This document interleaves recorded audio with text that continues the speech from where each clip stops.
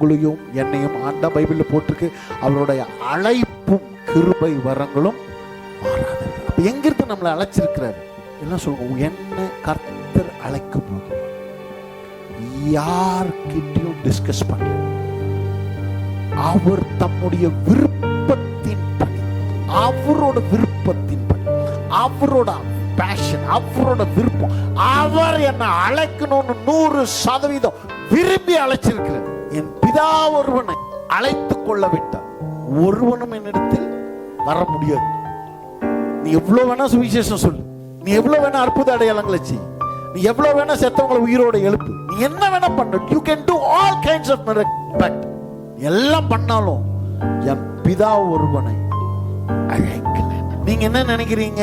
நான் சுகமாயிட்டு ஆண்டவர்கிட்ட வந்தேன்னு நினைக்கிறேன்.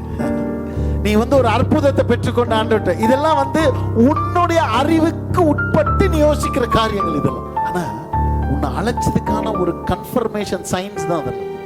ஆண்டவர் உன்னை அழைச்சாருன்றதுக்கான ஒரு அடையாளங்கள் தான் அந்த அற்புதங்களே தவிர, உன்னை அழைச்சது அதான் பைபிள்ல போட்டு, உன்னை அவர் அழைக்கலன்னு நீ வர முடியும். நீ நினைக்கிற யாரோ ஒருத்தர் சொல்லி நான் வந்துட்டேன், யாரோ எனக்கு சொன்னதுனால நான் வந்துட்டேன். God used them. ஆண்டவர் அவங்களை எல்லாத்தையும் என்ன பண்ணாரு? பயன்படுத்தினார். அவர் அழைக்காம இங்க வர முடியாது. If God has not called you, you cannot be here. எவ்வளவு பேர் நம்புறீங்க என்ன கர்த்தர் அழைச்சிருக்கிறார்? அந்த அழைப்பு எங்கிருந்து வந்தது? யாராலையும் மாற்ற முடியாத, யாராலையும் திருத்த முடியாத, யாராலையும் சேஞ்சஸ் பண்ண முடியாது. அதை எந்த மனுஷனாலையும் no man can interfere. The sovereignty என்னன்னா எந்த மனிதர்கள் மட்டும் இல்லை, நம்ம சொல்றோம்ல இந்த எல்டர்ஸ் எல்லாம், மூப்பர்கள் கூட அதை தலையிட முடியாது.